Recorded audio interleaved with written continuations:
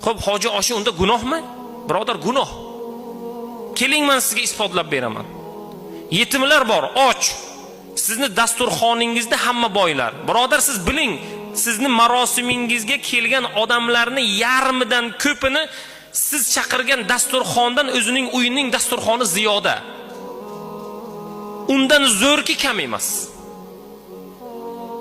Va bugun payg'ambar sollallohu alayhi va sallam nima dedilar? Eng yomon dasturxon shunday dasturxonki, boylar chaqirib kambag'allar esdan chiqarilsa. Bizni bugun ehsonlarimizda hamma to'qlar, bitta yarimta topilmasa, yo'q. Siz mayli, men shunday odamlarga rahmat va barakalla aytaman. Yetimxonadan, kam ta'minlangan boylarni qo'ying, qarindoshlarni qo'ying. Aynan kambag'al bechoralarni chaqirib o'shalarga ziyofat bering, mashalloh, qo'lingizdan kelsa.